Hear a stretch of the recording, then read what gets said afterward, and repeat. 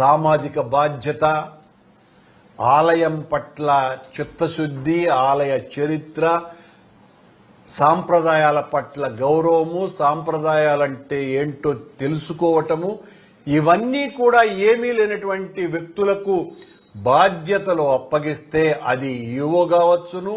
ఇంకా additional EO గురించి చెప్పాల్సిన పనే లేదు. ఆయన వెంకటేశ్వర స్వామి సేవలో కంటే పూర్తిగా చంద్రబాబు సేవలో తలమునకలైపోయినాడు. లోకేష్ గారి అనుచరులనిద్దరినీ ఆయన ఛాంబర్లో ప్రత్యేకంగా కుర్చీలు వేసి మరి దర్శనాలు వీఐపీలకందరికీ కూడా చంద్రబాబు గారి కార్యాలయం నుంచి వచ్చినటువంటివన్నీ జరుపుకుంటూ ఉండటం తప్ప ఇంకొక కార్యక్రమమే లేదు అడిషనల్ ఈవోకి. నిన్న వైకుంఠ ఏకాదశికి సంబంధించి 3 సార్లు పుష్పాలంకరణలు చేస్తారు ఆ 10 రోజుల పాటు. కర్ణాటకకు చెందినటువంటి సునీత గౌడ అనేటువంటి ఒక భక్తురాలు 70 లక్షల రూపాయలు ఖర్చు పెట్టి పుష్పాలంకరణ చేస్తే దాన్ని తీసి ఆడపారేసినారని ఆవిడ ఆలయం ముందనే కన్నీళ్లు పెట్టుకొని ఏడ్చింది. ఎవరు దీనికి బాధ్యత వహించాలా?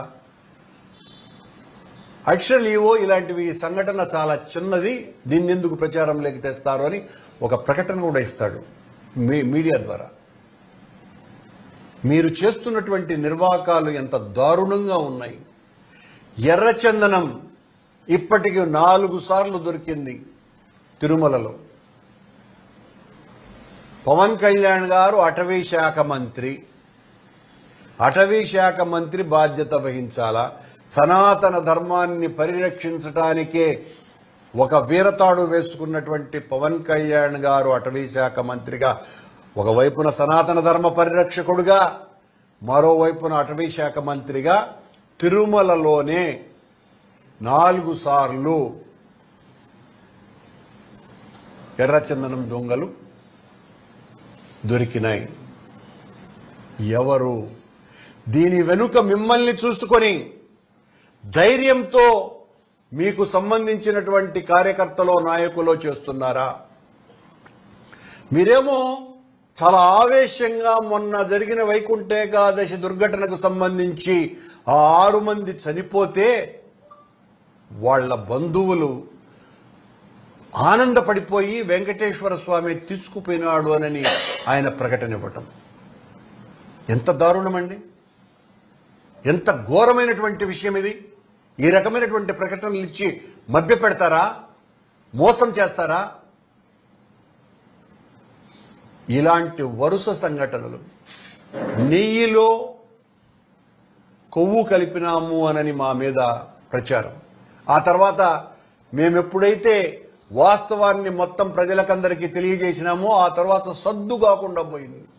సిట్టు వాళ్ళు వచ్చినారు కదా, ఇప్పటి వరకు ఏం తెలిసినారో నిగ్గు బయటికి రావాలి కదా, ఏం లేదు.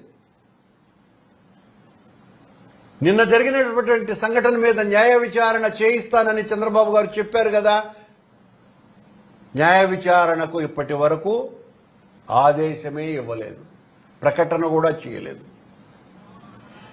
కొండ మీద ఇప్పుడు అవినీతి విచ్చలవిడిగా ఏరులై పారుతోంది.